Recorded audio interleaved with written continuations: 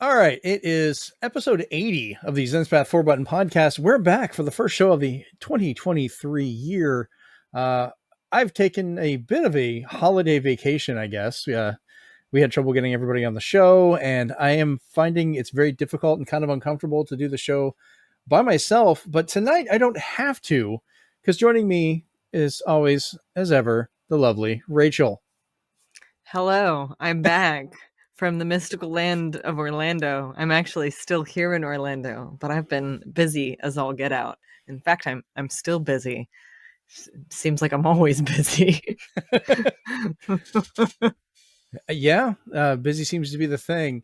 Also, not joining us because we can't find him, even though we've sent multiple messages of what I believe to be a beaver or a badger screaming his name. Caleb isn't here. We don't know where Caleb is. Like, we're trying to get him here. He kind of looked like a groundhog or some kind of other Could be a groundhog, like yeah. rodent of unusual size that's not a capybara. Those don't exist. Ah! I love that movie. It's so good. Classic It's movie. I will argue that is one of the best films ever made. Oh yeah. Just straight up. That's yeah.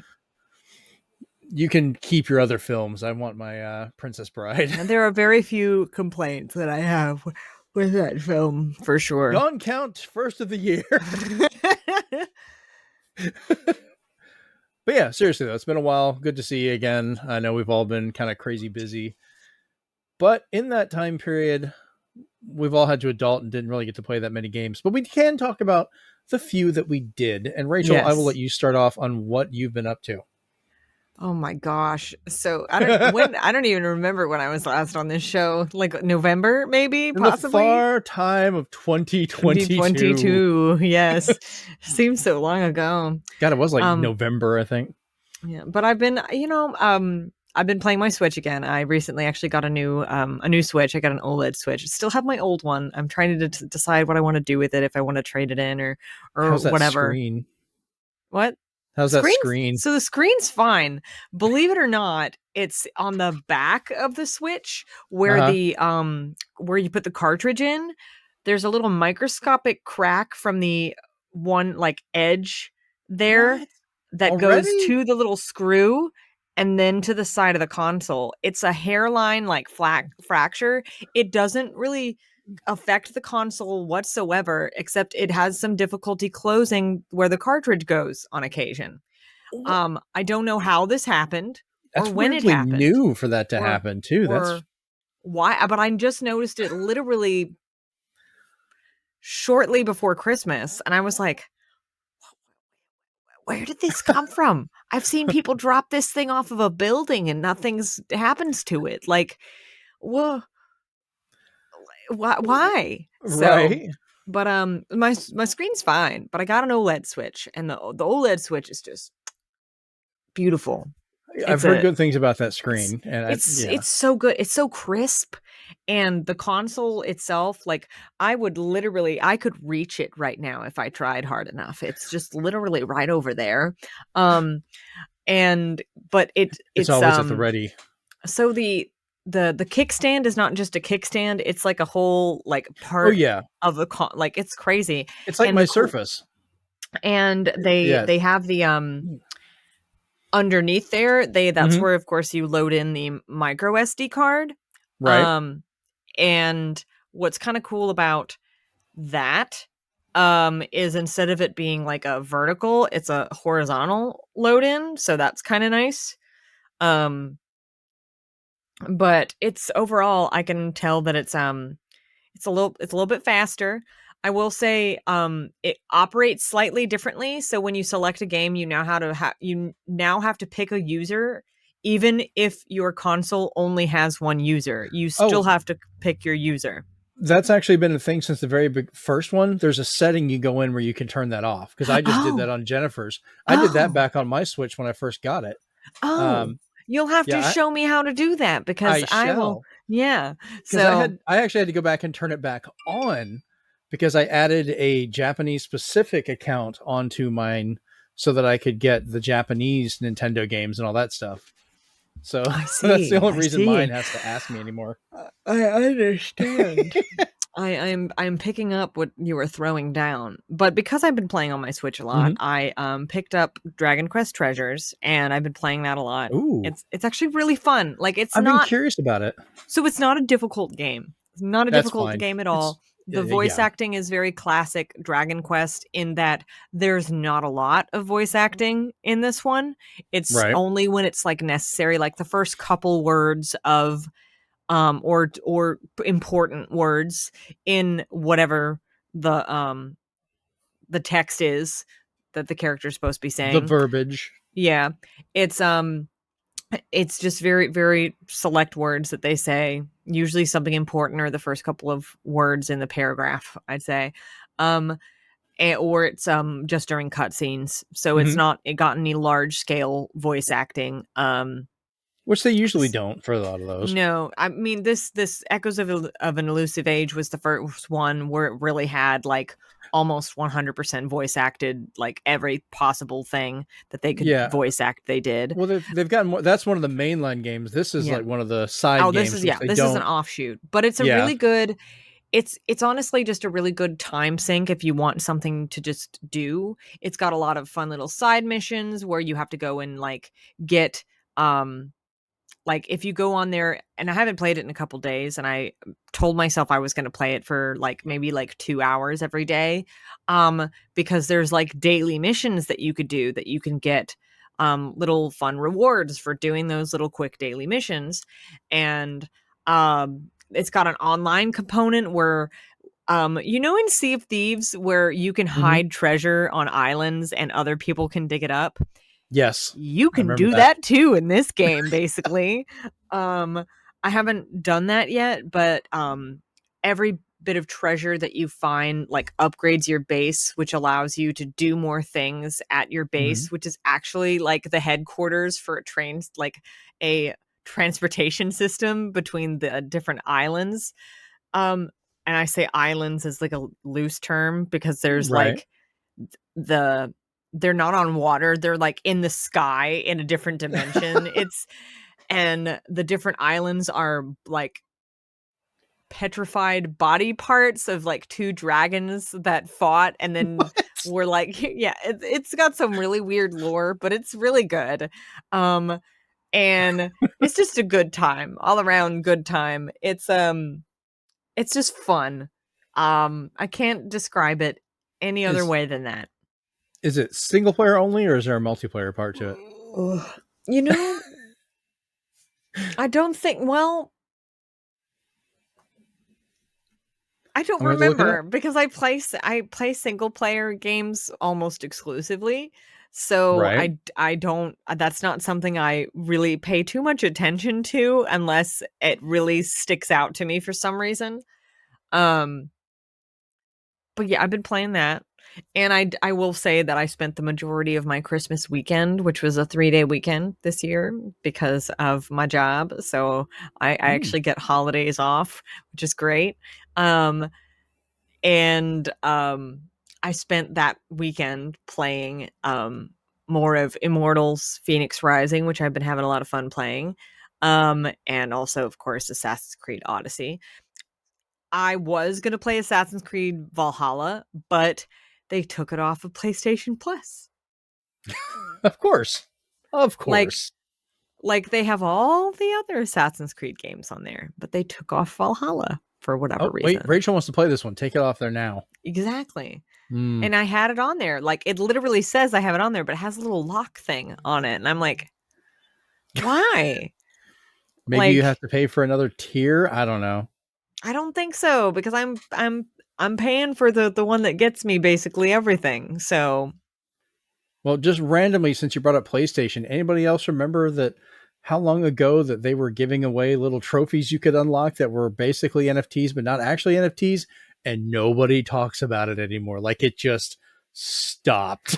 like I haven't even seen anything like on the I call it the home page on the PS5 because that's what it looks like. It's like a home page when you boot up. It's like here's the things, and I'm like I don't care about the things. I just want to play my game. Go away. I actually pulled up my phone. I'm like, it's wanted me to go through this whole complicated sign, and I'm not doing that right now. But I just I never hear about it anymore. I just thought it was kind of funny. It popped in my head about that a second ago. I haven't received any notification about rewards or nothing, so whatever. I don't care. But I will say, with all the money that I have saved up over the last year, plus like Christmas money, gift cards, and that kind of stuff, I was able to get an Apple Pencil. So Nice. I've been playing around with Procreate and Affinity's new suite of programs for the iPad. So I have like Affinity Designer and Publisher and Photo for PC, but with their newest launch of like Publisher 2, Designer 2, and Photo 2, they also gave, when you upgrade to that, it was like 70% off to get the new suite, and they also gave you the license for the iPad versions. And I was like, oh, cool, amazing. I have the iPad Pro. I can actually work on my stuff that I've been wanting to work on now, like on the go, like maybe on my lunch break, or if I'm just, sitting at my desk after I've clocked out waiting for somebody to arrive, so I can meet up with them, and then I could just chill there and do stuff. Or I can sit in Starbucks and city walk and work on stuff there while I'm waiting for friends to arrive to hang out with them. I've done this quite a few times. But yeah, I've just been fooling around with that kind of stuff. And of course, my goal for the year is to read 25 books. So I'm starting on that next week. I'm going to start reading a little bit more every day so I can get through my horrible TBR backlog. So yeah, that's what I'm going to do. Okay. Yeah, Procreate, I have that on my iPad Mini 4 along with the older model of the pen, but it's a surprisingly good program. Like, there's a lot of stuff you can do with it. I myself personally, just because of the way my brain works, I can't draw something out of nothing. I have to use referential images. So I'm hoping this kind of helps me grow past that. I don't know if my brain will do that now at 30 years old, but we'll find out. Yeah, you can learn new things. It happens. Yeah. All right. So jumping into what I've been up to, other than, had my 43rd birthday this Christmas. So I'm getting that much closer to death.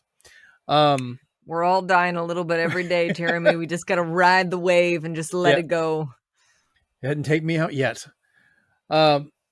But I did go ahead and make the decision here the other day, which should arrive tomorrow. So by the time you hear this or see this show, I should be the proud owner of a Steam Deck. I'm proud of you. I went ahead and I broke down and bought one. I said, the heck with it. I got the 512 gig version. So I went all out with the dock. And that'll be here. And I've been buying a couple of games to go along with it. Like, I've already got a good collection of older Steam titles. Hopefully most of those will work. But one that I went ahead and said to heck with it because I keep hearing about it. And then I tried the mobile version and hated it. But I decided to go ahead and get it on Steam because it was only like $4. And that's Vampire Survivors. And holy crap, this game is very addictive. Like, so, I have a problem. It sounds like it would be something I would like because you know how much I love vampires. But I keep seeing advertisements for it. And I'm like, I'll check it out, and then I'll watch a video on it. And I'm like, never mind. It looks like it would be boring to watch, honestly, but playing it is addictive. And if you're trying to read more books or do anything on your iPad, I would not buy this because you will stop and do this instead. Don't do it, Rachel. Stay away from it. Good thought. Right, because I was like, I could do this, and then I went, oh god, this is addictive. And now I'm like, oh god, I'm going to have a really good portable version of this. And that'll probably be what my Steam Deck does the rest of its life. So, the other thing I've been playing, I think as you had said as well, was Final Fantasy, was Crisis Core, Final Fantasy 7 Reunion. I hate the way the name is spun around, but I've been playing it on the Nintendo Switch. I bought it on Switch and on Xbox, but I wanted to see how the Switch version ran. And how does it perform considering it used to be a PSP game? Really well. Like, it looks and runs really well on the Switch. I'm sure people are going to come out with purists and be like, oh, well, it's only 30 frames and it doesn't have this and that. But like, most of the graphical features are there. Who cares about the frames per second as long as it's a good game? I will always say I'm happier with a consistent frame rate even if it's, 30, 40, Yeah. 60. Dude, I played consistent 20 on a Nintendo 64. I'm okay with it. I can do Mm. worse. Um, but if you have consistency, games can still be fun. And I've actually, because I liked, infamously, you and I used to always argue because I was not the biggest Final Fantasy VII fan. I started to like it more as a portable than Mhm. as an actual console game because I think I could Mhm. take it with me. Crisis Core, I had the reverse. I liked that one from when it first came out. I played it on the PSP and really enjoyed it because it wasn't just sitting there, pressing a button and waiting for Knights of the Round to go through as I make a sandwich. Because when that runs and then you loop it to run it again, yeah, no, that's just too much. Um, I'm gonna play it on Xbox here soon as well because I want to see that one's supposed to be all out with all the visual effects and everything, which it better be. It's on a Series X. I think better be nice. Just like on a PS5, it better be good. So, and you're gonna be surprised at this. I Oh, have not played it yet. I have it on holy Steam. I I know I have it on Steam. I didn't buy it on wow. PlayStation yet for some strange reason, but I probably will. Um, but and I think I know what is bothering me about it. It's the voice actors. I am terrified of playing it and disliking the VAs so much that I won't be able to get play it because I'm so So used to I the liked it, but I'm gonna break your brain ahead of time. I posted a clip on Twitter. You need to go watch it because once you hear it, you can't unhear that he sounds like Sonic the Hedgehog. somehow that makes it better. But I will find the tweet and send you the clip that I pulled from my Switch, so you can be like, son of a. I will say, I it's got the same voice actors that they have for, of course, Remake, right? Yeah, Same dude as Zack, same dude as Sephiroth, but for whatever reason, in Sephiroth does not sound as good as he did in Remake. I don't maybe he was tired when he was recording this. I don't know. But all of the clips that I've maybe Square seen, paid him in NFTs. oh man.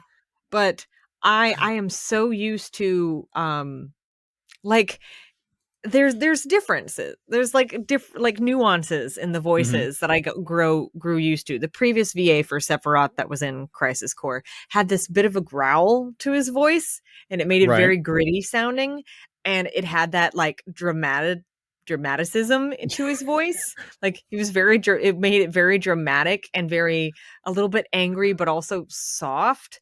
Now this one, it doesn't have those qualities. I don't know what Mm-hmm. qualities it has. I'd have to play it to analyze it. But I saw this absolutely unhinged clip on. I don't know if it was on TikTok or Twitter or if it was on Facebook and it came from somewhere else, but it literally had it would play the a clip of a certain scene from the original, the clip Mm-hmm. of the same scene from this version, and then it would play both of them together on top of it, and it was the me Gungaga scene. And I was like, this is so unhinged. But it was just I don't know. It was there's some emotion that should be there in this voiceover work that Uh-huh. is just not present, and I'm not sure why. Um, and this is a bit of constructive criticism. I am not an expert, but um, he was trying to be sassy and not doing it correctly. That's that's what I heard. That's what I heard in all the clips that I Mm, have heard so far. But that's my constructive criticism is try a little harder, I guess. I don't know. yeah, I'm gonna have to find that clip and send it to you so you can hear this. Just because It I it cut it out perfectly. it might make me feel better. Probably. It might I make me play it because my plan was to stream it. was to play it and stream it. And now I'm just like, I can't do that because I will be angry the entire time. So, but then Right. I You was can't also chance like, that. but then I was also like, well, if I stream this, then I'll want to keep streaming this and I won't want to, well, actually, I'll have to just cut streaming it for a while as I stream another game coming out next month. But yeah. So, well, the next thing is I pretty much over the holidays made my usual trip to Pensacola out to some of the toy stores and video game stores out that way, and found the mother of all Star Trek Micro Machine just finds. Oh, Like I found almost the entire set in one fell swoop. So I got, let me move this over here. This is one small piece of what I found here. so your video is blurry, so I can't really see what it is. This is just a, for those that can see it in the HD after version, it's a whole bunch of Star Trek Micro Machines, including the future ones. But that's nothing. Like there was whole tons of other sets. I got almost the entire run of Micro Machines I've been looking for in one shot. Like this is one of those moments where I found it and literally in the middle of the store went, holy shit. Because I just like, there it is. It's like, oh. Right. Like there's my thing I've been hunting for, these Star Trek Micro Machines, because they're hard to find. Like Star Trek Micro Machines are hard to find. Then you get the Star Wars ones. And then I didn't even find out until like a year ago that they made Babylon 5 Micro Machines. Surprise! I just happened to find an unopened package of one. And I was like, that's a thing. All I needed to find now is like, Sequest or whatever. So I guess the last thing I've been up to is I finally got to host something over with Joey's group over at Cerulean Skies. I ended up streaming a night of King Arthur's World, playing that for a little while. It had a lot of fun. It actually went better than I thought it would.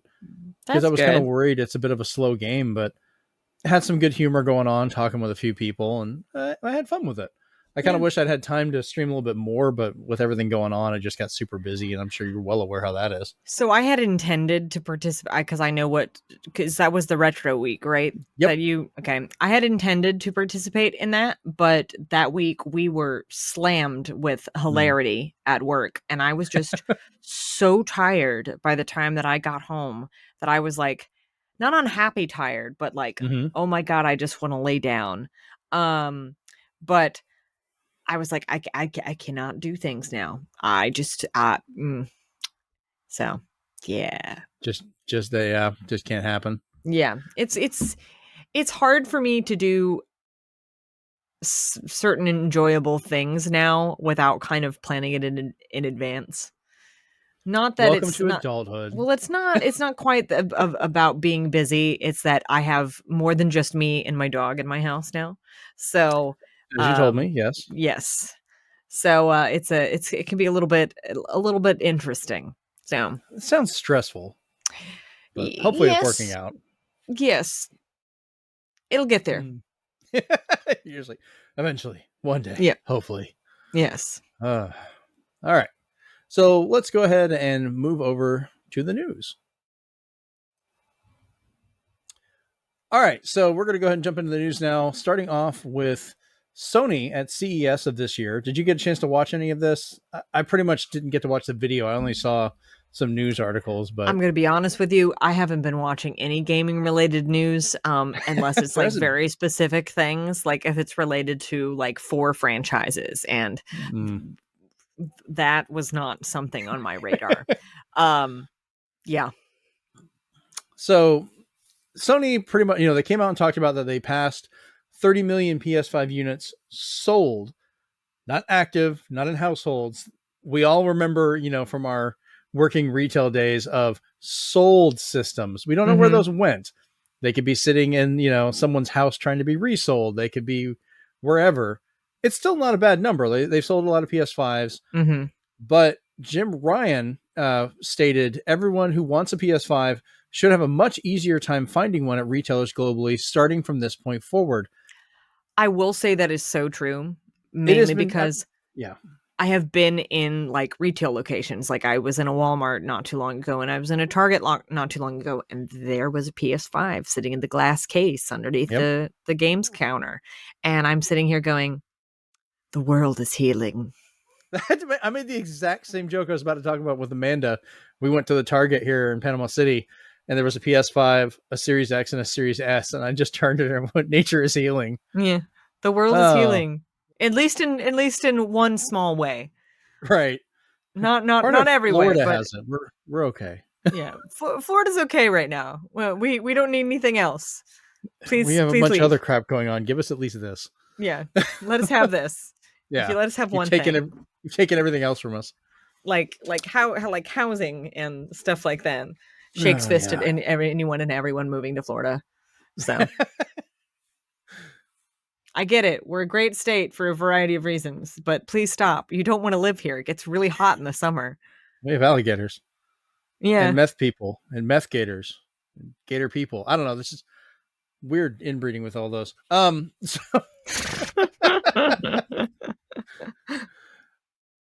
So they also talked about, and they finally showed this off, the Project Leonardo. I guess I should have sent you a picture of this one. It's a very weird shaped controller, but it's their adaptable controller for accessibility and so forth. It's kind of a cool design where you can interchange a lot of the parts and connect to it. It's trying to fulfill a lot of the same stuff that the Xbox adaptability controller was doing. Mm-hmm. And the more the merrier. You know, there's never really anything wrong with being able to connect that. The Xbox One, you could get an adapter and use it for the Switch. You could hook it up natively to PC. It would work on Xbox One, Series systems. But the problem is you could adapt and use it on PS4, which people did, but you could not use it on PS5 because Sony has really locked down what controllers you can have, and they won't allow games to be played with PS4 controllers, even if it's what people need. So I'm glad that they finally have this option out there. No idea on how much it's going to cost or like when it's expected to come out, but they did talk to a lot of people in the accessibility community to try and get their feedback on it. And while people are freaking out looking at it going like, oh, that's so weird, it's not for you guys. Yeah. This is for the people that need it, and they can adapt it to what they need. And that's awesome. That's great. You know, I applaud them for that. You know, people are joking. I think it's interesting that it's a round shape. I won't use it. In fact, I'd probably be bothered by the shape of it, or I might not. I don't know, but it's not for me. So right, yeah, because it's it's round for how you can have those connections, but then there's also the ports at the bottom where you can plug into with a fairly standard connection to make the outside accessories you would need. Mm-hmm. So it looks kind of weird when you first look at it, but it's no different than the absolute rectangle that was the Xbox One, you know, with the two giant buttons and oversized D-pad, and it looked like a really flat Series S almost. So at least, you know, more people get the game. That's great. I'm just waiting for someone to use this to somehow beat like Demon Souls or Dark Souls in just a weird way, because you know they'll do it. Find a way to hook up a guitar or something. Can you imagine playing a PS5 game with an old Guitar Hero controller? It's a dream, man. Now that is some accessibility. That's questionability, is what that is. Questionable accessibility. Sir, that's a drug test. Oh man. So what else is kind of weird is, well, that whole split up was weird. Now I make it sound like I thought the adaptability controller. No, controller's fine. My joke was done. Anyways, yeah, we love the controller. We love the controller right. And how many options it has, and that's what we were trying to showcase. I just had a really bad transition right there. So Gran Turismo got a movie trailer, and I have to wonder why. Like, what is? So wait. Is it getting a movie, or is it just? It has an actual movie. A Gran Turismo. What is it going to be about? Like, I don't. Cars. I race them. Are they going to try and say this is the greatest story ever, like they've been doing for The Last of Us? No, it's not. It's sorry to burst your bubble, but it's not going to be the best. And I'm just like, cool. I mean, they're like, oh, it looks fantastic. Yes, you basically filmed a car going at a racetrack.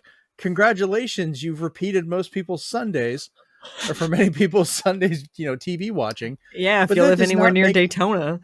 right. That does not make for a good movie automatically.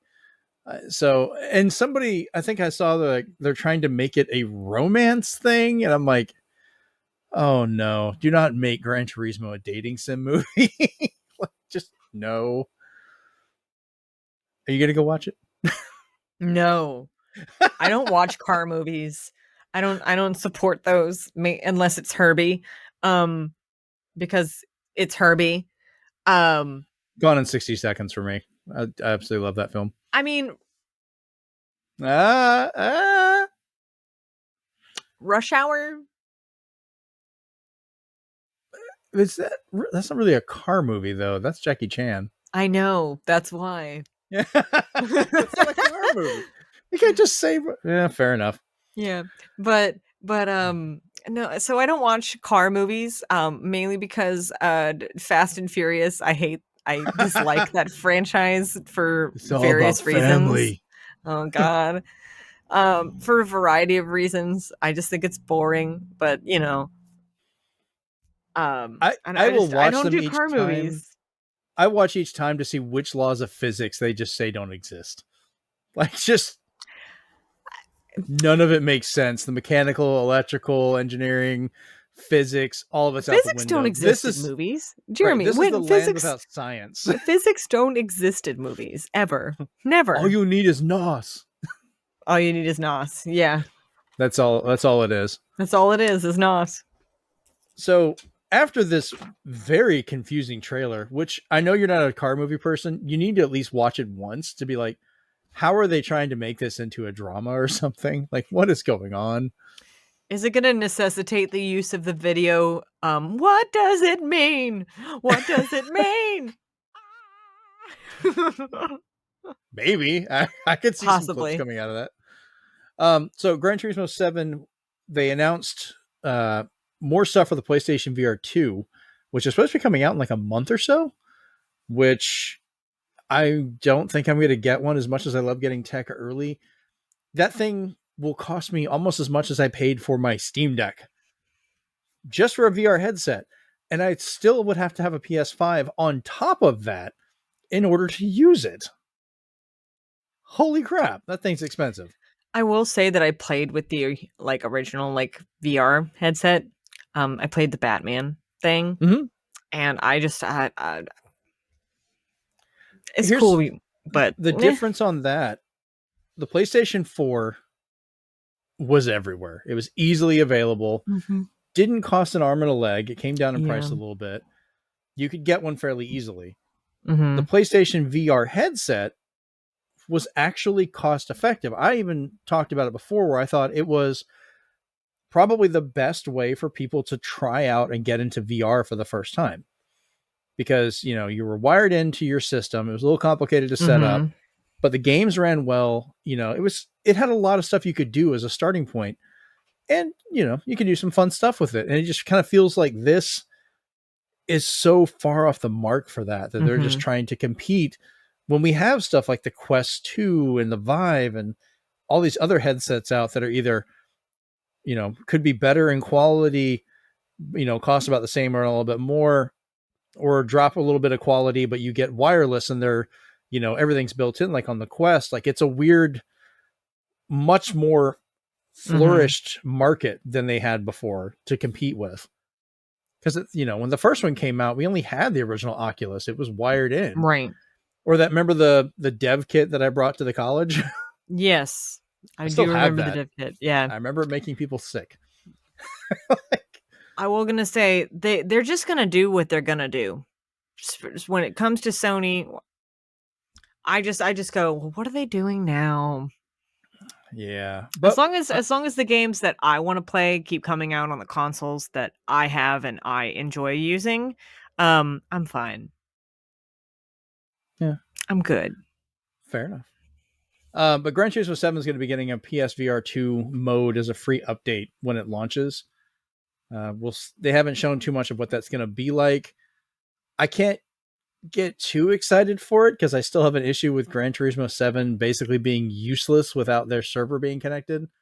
So if you ever don't have internet or they have to do maintenance on the server or something, the game just doesn't exist. And and we're not talking about like the online mode can't be accessed. We're talking about the game cannot be played. And I played yesterday. I played Gran Turismo 1 when I hooked up my PS2. I got a hold of a CRT that we put in our bedroom. Cranked up Gran Turismo 1 decades after it came out and raced a couple laps. Like it still works. You won't be able to ever do that with GT7. It's just dead. So they wanted to try something new and they failed so much at it. Yeah. They didn't fail, they doubled down. They girl bossed way too close to the sun and it backfired. Well, they did updates not too long ago that made it harder to earn credit, so they kind of pushed you more towards having to pay them real world money to buy these cars. And I'm like, yes. So I see they went full capitalism. Right. You never go full capitalism. Never go full capitalism. But they did. And that joke will come up again later on. It'll probably come up several times. No, probably not. Some of this stuff's kind of sad. Yeah, that's true. But what's not sad is Beat Saber is coming to PlayStation VR 2. No release date given, but honestly, I'm not shocked. If it's VR, it probably has Beat Saber. I mean, I'm sure there's a way to tape a phone to your face and you have Beat Saber somehow. Listen, anytime I think of Beat Saber or any kind of dancing game, I just think of that video of the guy playing Just Dance with the Wii and the Wii remote flinging off his hand and like smacking his sister in the face. And I'm like, yep, that is any dancing game. Jennifer really wants to play Just Dance, and I'm like, it's not happening. For one, she has trouble seeing the screen, so she can't really play it. But two, I think she would throw something. Unintentional, but a foam would fly or something. Yeah, something for sure. Yeah. All right. So next up, we're going to go into 2023 has already kind of been a rough year for a lot of people. Like we've had some deaths, we've had some accidents. There's been a lot of stuff going on. But to start it off, the one I wanted to talk about that I was quite sad about is Ken Block. He was 55, professional rally driver with the Hoonigan Racing Division, and an absolutely amazing stunt driver. I've been watching his videos for years. He did a lot of stuff with Microsoft and Forza where he would do trailers, driving in these ridiculous tracks and doing stunt races and everything. He passed away from a snowmobile accident on January 2nd. I guess he was out. He was actually tweeting about the snowmobiles and stuff. And when he was out on the snowmobile, something happened. It flipped up from underneath him and landed on top of him, and he was found later. So that was unexpected. Mm-hmm.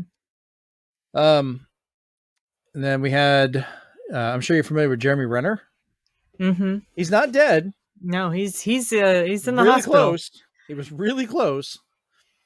He survived an accident where he was run over by a 7-ton snowplow that left him in critical condition. He eventually woke up after some surgeries, posted an update, as he's recovering, but the guy looks like he just finished the battle for New York. That's what he probably should have looked like.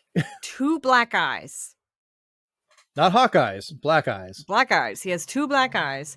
I heard one of his, some of the muscles in one of his legs was kind of really banged up. Mm-hmm. I heard that his chest got crushed. It's a 7-ton snowplow. Yeah, this is kind of I will say what happened to his leg is very similar to what happened to the character he portrays in the comics. So I'm hoping his leg is okay, because that would be not okay. Yeah. Yeah, Hawkeye, didn't he have almost basically we can call it a chicken leg for a little while? He lost his leg completely for a while. Yeah. Oh, that's okay. I remember that art. I think they got retconned, but yeah, no, I remember Yeah. that. Ooh. So, but he's okay. Like the first picture he like posted, you could tell that he asked his nurse, like, please do my hair. I have to post something that tells everybody I'm alive so they stop worrying. And there were some other deaths like shortly at before the new year or just Yeah. after, like we lost one of the popes. Um Barbara Walters. Barbara Walters. Yep. Um which that's just an interesting note in history. There's the previous pope died and this pope presided over his funeral. That typically doesn't happen. Like, Well, he was the first pope in I don't know, 600 years, I think, to to retire. leave to Yeah. leave the position to be Mhm. replaced. Mhm. So, It's an interesting bit of history.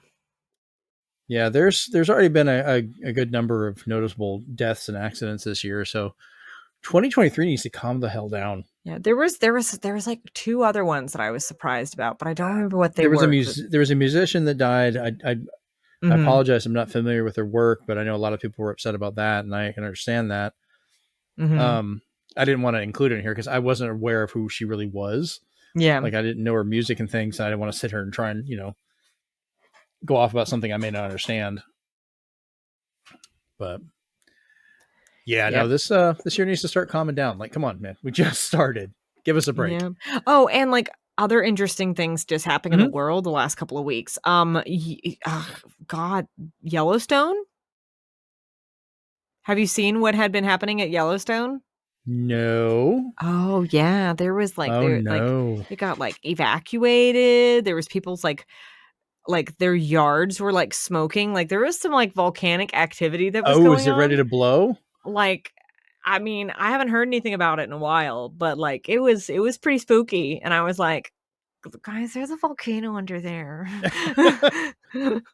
And everyone's like, yeah, we know. We're trying not to think about it. And I'm like, okay, cool. I'm just gonna hang out over here in Florida. So I live on top of it until I don't. Yeah. And then if So I'm alive, I'm not here. I'm in the air. exactly. I will not finish that landing, probably. Oh, yeah, no. If Yellowstone explodes, that's going to really suck. Mm-hmm. All right. So moving on to the next thing. Are you familiar with MAGFest? No, but I'm familiar with the next entity that is named in this sentence. So MAGFest decided to put a quote, Kotaku's journalistic integrity 404 not found on a sign giving directions, which has kind of split the community of people that showed up for this convention. Well, I get what they were trying to do because, in all honesty, though I do get a lot of news from them, Uh-huh. some of their articles are questionable. And I also wonder about them a little bit, mainly because like they'll post something and it'll be like a headline like, okay, this is what we're talking about. And they'll be talking about a video or an image or something. And guess what's not in the article? That video or that image. Yeah. And I'm like, what are you doing? That happens a lot because sometimes they can report on it, but they're not allowed to show the image without doing something. I know I'm right there with well, you. It's then annoying. they can tell us where to find said thing, and they don't do that. So Yeah, I have no idea. The whole thing with websites pointing traffic in different directions, I don't even get into that whole argument. mm-hmm. But the problem that this brought up is the way people reacted to it. Some people were kind of annoyed by it. Some people were like canceling their talking arrangements there because they were like, no, this isn't good. Because a lot of people took it as them supporting the whole Gamergate movement that had happened years back, which involved people kind of going after Kotaku and other groups, talking about their integrity for whatever. It was a bunch of crazy conspiracy nuts. Sorry, I'm going to say that. Others are kind of pointing out that last year Kotaku did a report about COVID instances that happened at the previous MAGFest, which I'm sorry, I think that's newsworthy. If they're reporting that, hey, True. These people, they were getting this many reports of COVID incidents in different places, including in names of rooms that are, I don't even want to really say on here to keep it somewhat family friendly. And I'll even say Right. the F word on occasion. Mm-hmm. That's not a good name for a room, guys. Nope. Not the F word. It's a worse one. They think maybe that's retaliation to it. And MAGFest, their people came back, apologized for it, eventually took down the sign and said it was just supposed to be a harmless joke. And they had like little trolly statements on all their different signs. But this one was kind of a dog whistle to people coming in and thinking, hey, this is a place where we can support, this stupid, theory or, whatever going on, conspiracy theory, and start acting towards people about that and doing stuff. And it made people uncomfortable. And joke or not, that's something you really shouldn't have at a convention. Mm-hmm. Yeah. You get to a convention and you see something like that and people start acting openly towards it. How comfortable would you be at that convention? Or would you be like, yeah, maybe we should go? Rachel? Oh, God. So I as you know, I don't go to as many cons anymore. Right. But I used to go to like 4 or 5 cons a year. Mm-hmm. I'm so focused on other things at cons that it takes a lot to get me to leave one. That's fair. And I don't spend a lot of my time in panels unless there's a particular one that I'm interested in, a particular one that I've asked to attend, or if I'm helping run said panel. So Right. I don't necessarily pay attention to signs unless I'm looking for something in particular. But it takes a lot, for at least for me, because I go to cons to spend time with friends. Mm-hmm. It takes a lot to get me to want to leave a con, if that makes Yeah. sense.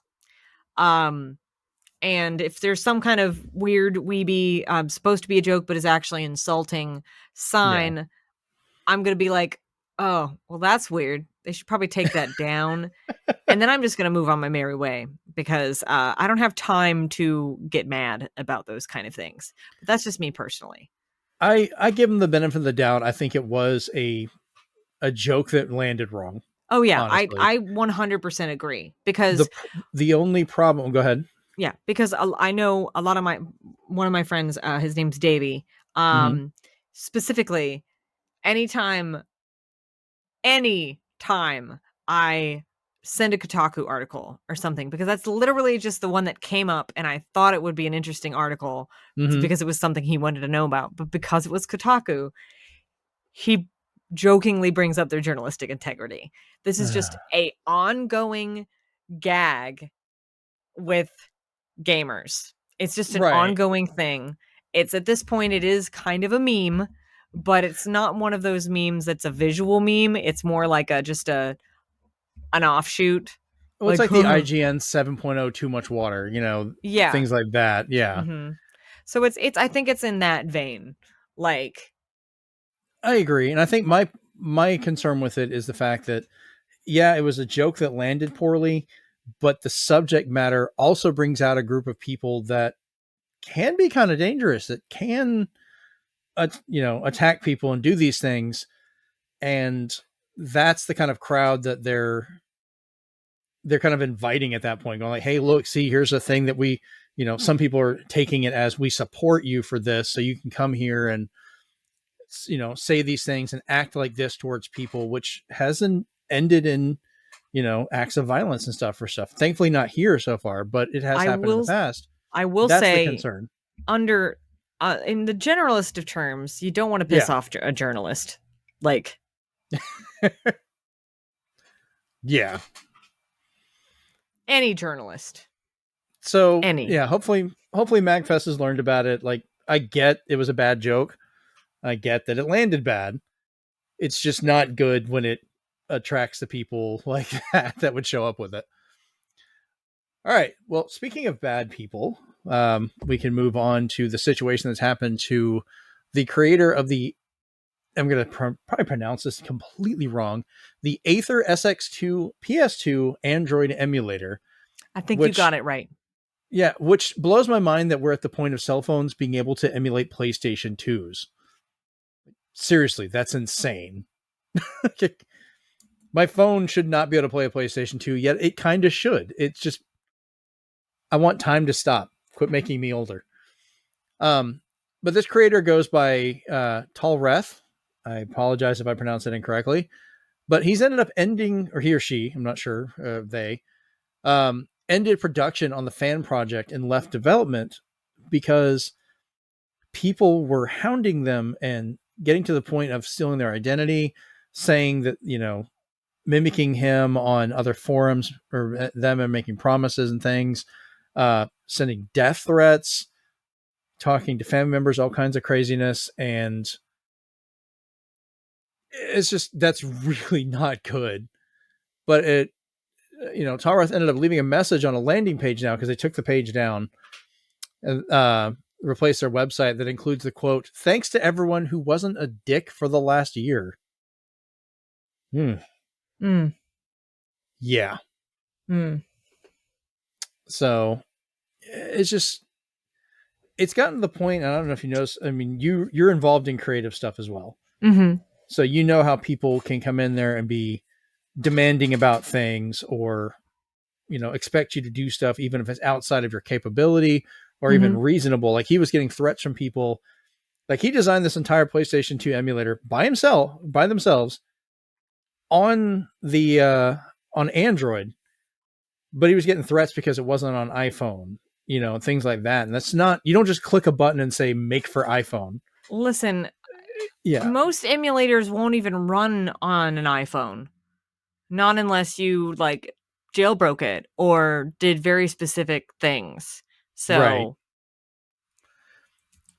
But yeah, it's just stuff like that. Like you push people so much with these demands and everything. Like I tried to be really careful about it when I work with people on things, not to be like that. When I worked with you about doing the art for the page, I was like, I didn't want to sit there and like nitpick every little thing because I know it would drive you nuts if I'm just sitting there going like, oh, that color's a little off. Let's change that. Or, oh, let's, I guess that's actually within the scope of reason. yeah. I'm trying to think if I came in and said I wanted to animate it all of a sudden, or, threatened your family or your dog because it wasn't also a GIF or I don't know, something stupid like that. Yeah. So like I think it's important for one, not only for artists to be upfront about their limitations, but two, for people that are commissioning these artists to be upfront about their requirements or their needs and their wants. So if you come to me, someone who makes logos, with the intention of I'd like to get this animated, I go, okay, I can't do that. I can make your logo, but if you want it animated, you will have to go to somewhere else because I am Right. not an animator. So I can make you a logo, but I cannot make an animated logo. So, and on the flip side, this person's not being paid for any of this. They were doing this for free for the community, and people just get super greedy about what they want and demanding about things. And it's just really sad. You drive out a lot of really good developers, a lot of good creators, people that really want to do things for other people to enjoy. You just kill all the enjoyment of it. And there's no reason for them to do it. And you get stuck with the people that they'll create, but they're in it for, malicious reasons or the things they do. And they push that. And you end up with what our next story is going to cover. I think that's the best way I could jump into that story. And Rachel, you brought this to my attention earlier. It basically blew my mind right before the show. So if I would like you to start this one off, because I think you could explain a little better. But yeah, go into this whole, and we'll say it this time, clusterfuck. Yeah, it's so, as most of you listening might know, Hasbro owns a lot of things right now, including like D&D, like Wizards of the Coast, like that whole shebang. Right. So if you are a content creator or just a creator in general, or you like to make your own playbooks, that kind of stuff, you like to make your own kind of homebrew D&D, Pathfinder, all that kind of thing. You might know what an OGL is, which is an open game license. So they're trying to make some changes to the OGL. A lot of people have interpreted this as retroactively ending the old one, which actually is legally not it's legally not possible unless you have a time machine, which they do not have a time machine.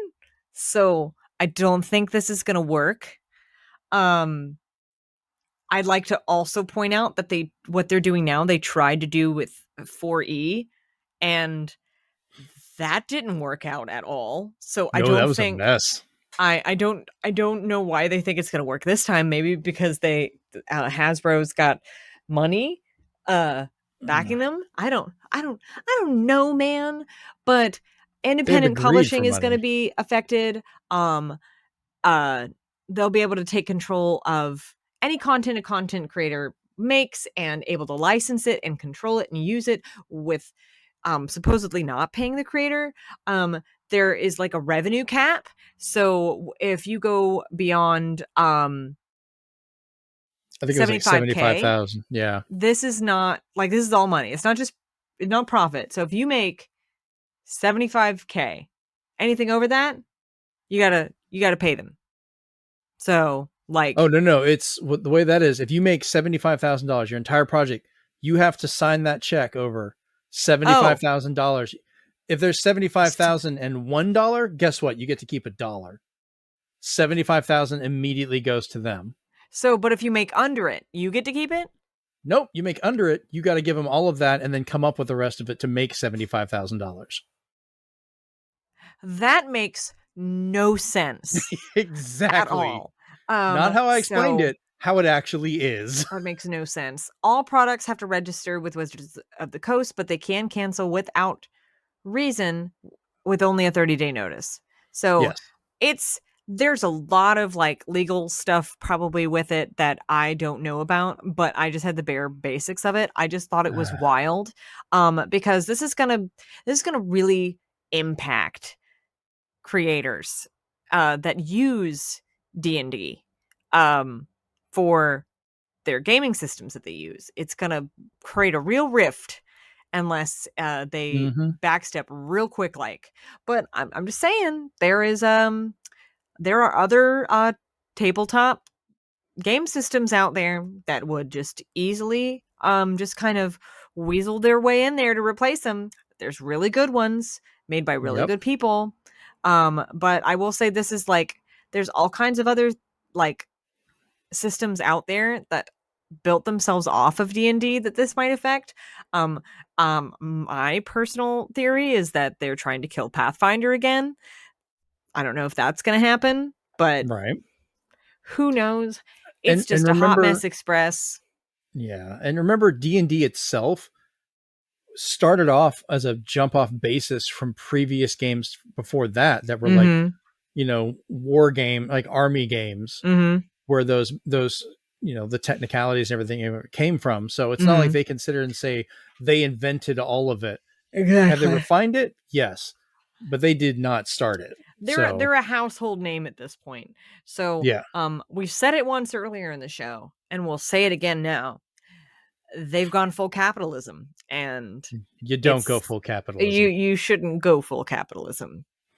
Nope.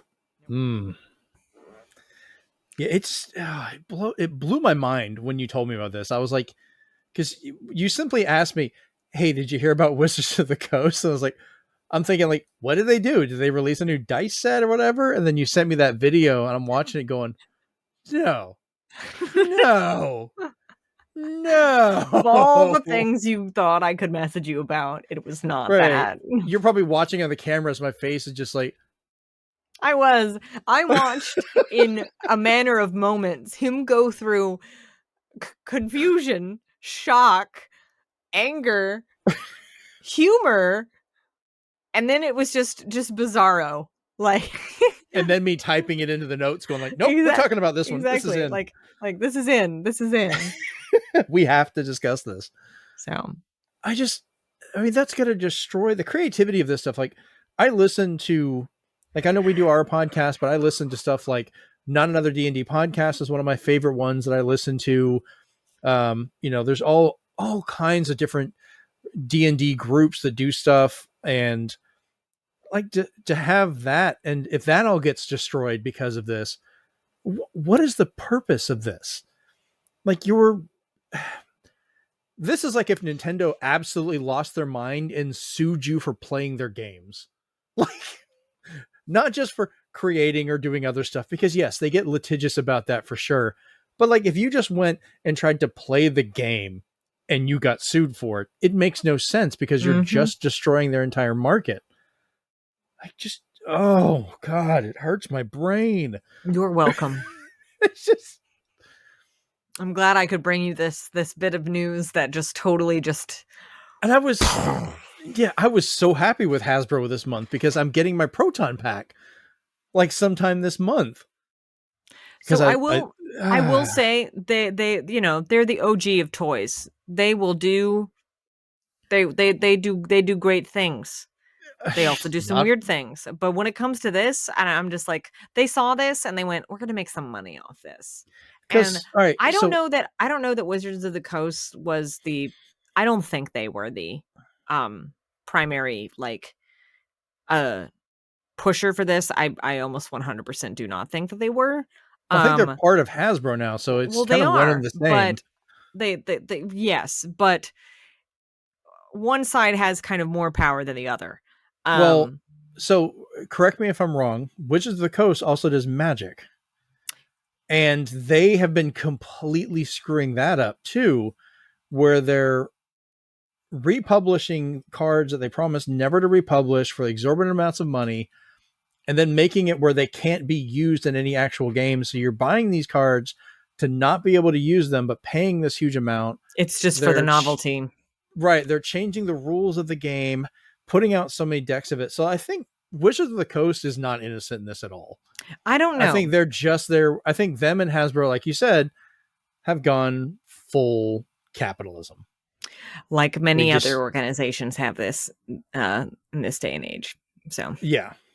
So yeah, Wizards of the Coast and Hasbro need to kind of get their crap together, because they're going to end up destroying all this stuff. Like, I'm just waiting for them to be like, file papers with Netflix to sue them over Stranger Things playing D&D or something.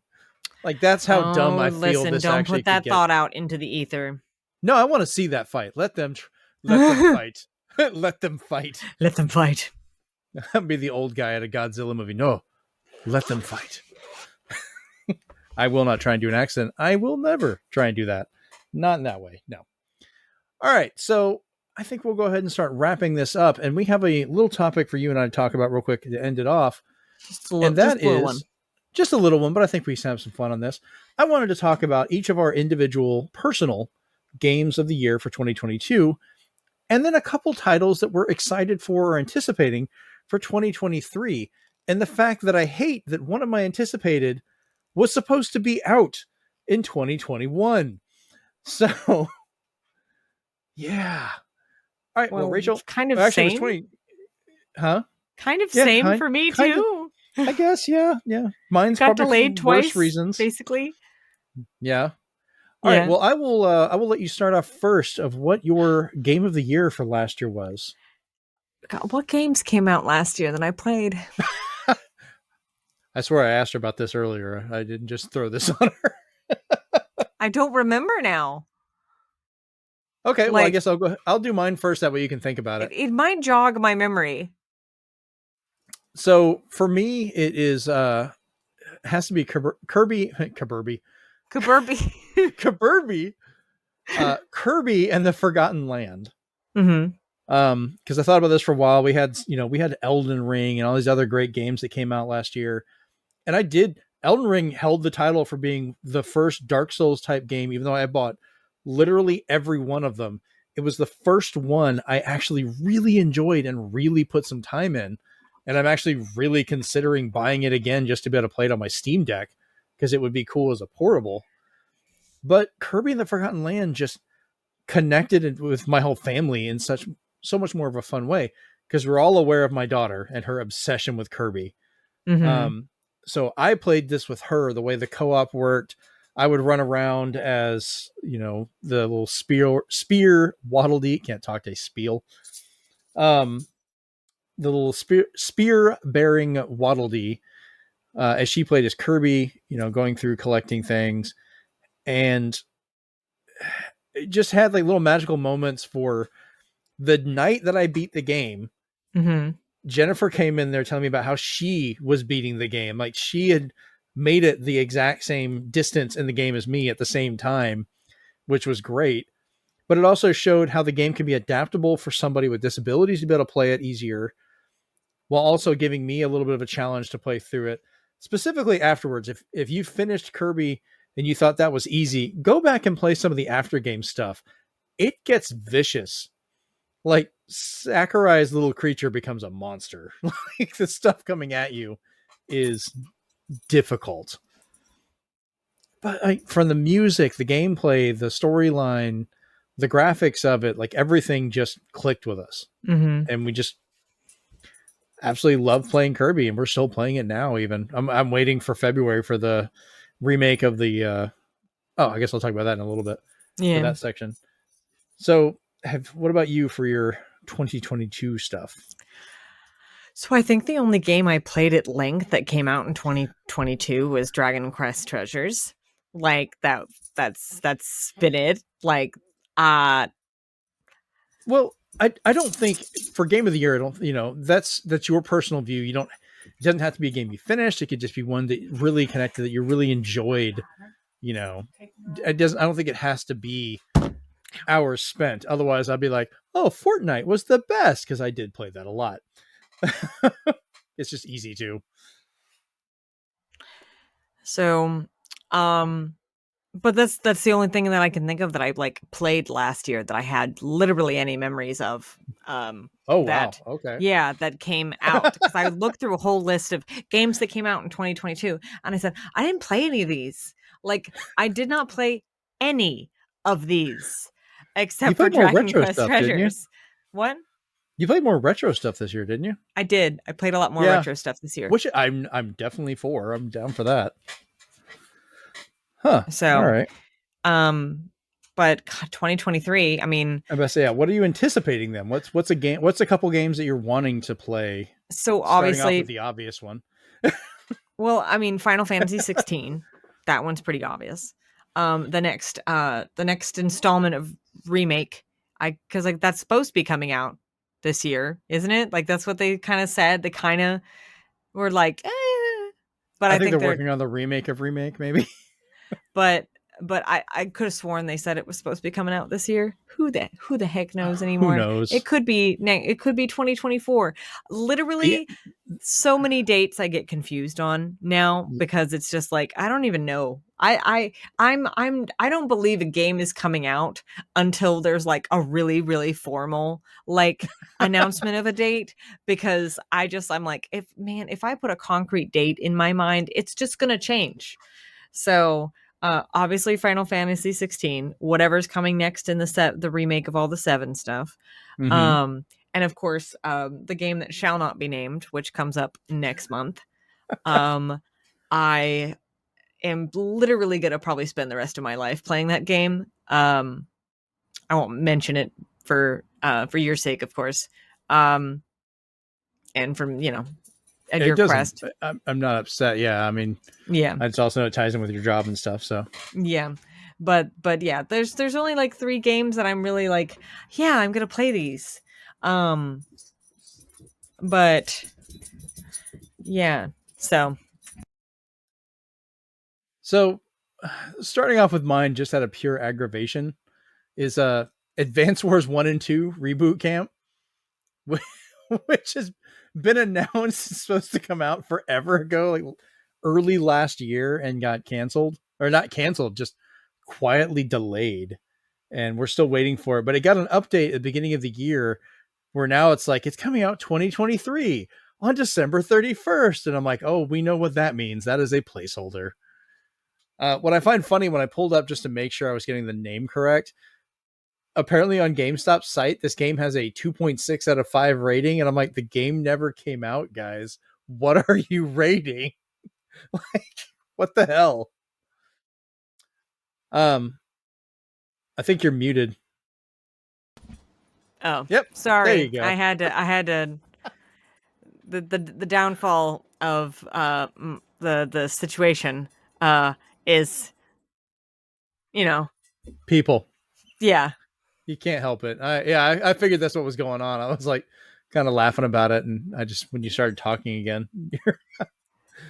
Anyways, so what were you gonna say about the Advance Wars stuff? Maybe it's because they're from another dimension. That's why. Because the game actually came out in an alternate reality, and that's where the reviews are coming from. Yeah. But I don't know if it's ever going to come out, Jeremy. I really don't. I really want that game. I was so happy. You can blame that big old country over there for doing the thing. Damn it, Russia. I'll say it. I don't care. Oh, well, watch out.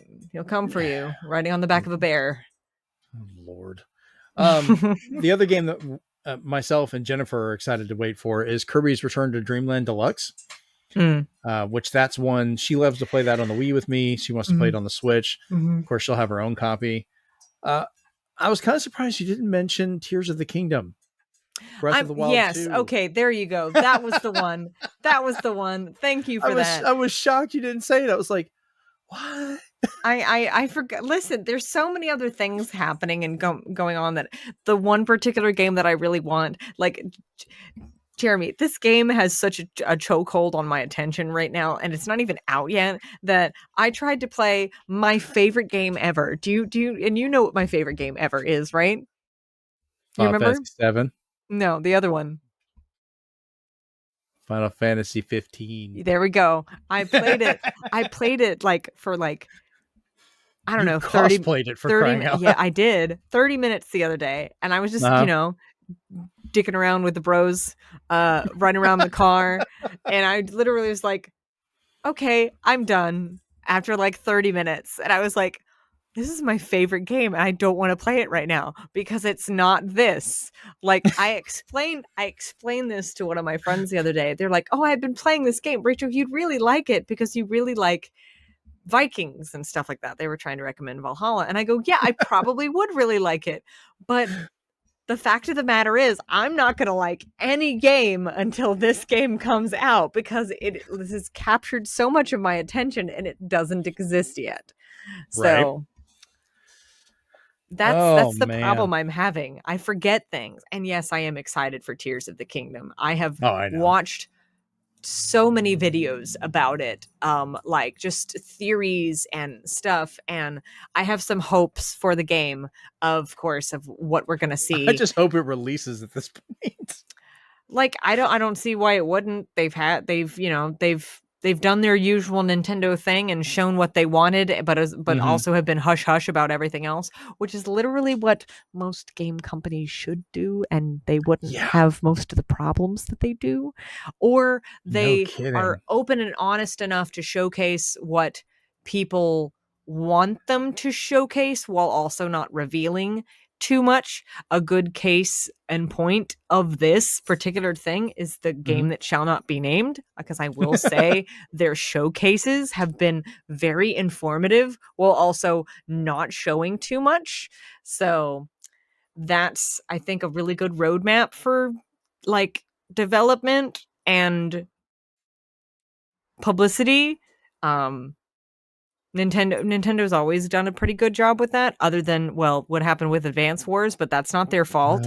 So true. I just want, because what kills me is the game was done. It released on accident to some people that had pre-ordered it, and they had to go back and take it back. So it was there. It was playable. It existed in a digital format. It'd be I think there's also more going on with it that maybe we don't know. I think it was just the fact that they pulled it because, especially in Advance Wars 1, it kind of it very familiarly kind of mimics what happened now, where you have their Russian type antagonist invading another country to take over, Mm-hmm. So I get why they did it, but like it's been a year now. But it's still happening is the problem. It's still happening, but we're like, we don't know how long this is going to go on. Like at what It's point going to go on until someone gives in or someone else goes in to dies. help. Yeah. That too. So Yeah. like I'm sorry, but that is the long and the short of it. Every Nintendo Direct for last year, I was just like, please give me an update. Come on, give me something. Give me something.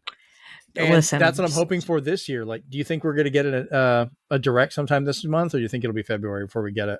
It'd probably be February, honestly. They typically don't do anything in January unless they absolutely have to.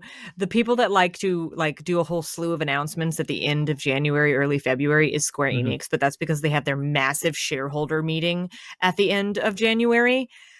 Don't ask how I know that. That's stock. What they've always had their shareholder meeting at the end of January. Most of the companies are pretty consistent with that. End of January is when Square likes to do the weird announcements. Oh, also what's coming out this month that I should be excited for, that I should want to play, but I've had zero interest in, Forspoken. Oh yeah, I forgot that existed. I forgot. I literally saw a trailer for it the other day because it came up as an advertisement. Oh, there's a demo? They released a demo like a month ago, and I keep forgetting to download it on PS5 to play it. I'll have to do that. That gives me something to do this weekend. Thank you. So, I'm going to give you a heads up. People played it, and some people were not that impressed with it. Well, I mean, it's a demo. We'll see. It's a demo. I mean, it's a game. If you enjoy it, play it. That honestly, that should be every gamer's mantra. It's a game. If you enjoy it, play it. Play it.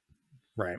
The last game I want to mention that I am excited for that's coming out in like a week or two is the Dead Space remake. Oh, that game looks so disgustingly beautiful. Like just so much terrifying detail of going through that space station. So I want to bring this up because it made me laugh very hard. The Callisto Protocol. That did not do well. No, it did not do well, but they made it with it being within it, keeping in mind it possibly being considered a spiritual successor to Dead Space. That's what they made with that thought. Oh, it was from the developers that made Dead Space originally. Yes, I know. They made it with that concept in mind, right? Yeah. And so a acquaintance of mine, I won't say he's a friend because I don't talk to him actively, but I met him at a con ages ago, and he put a skit on TikTok. His name is Corbin. Oh, no. And he did a skit on TikTok of someone working at GameStop, right?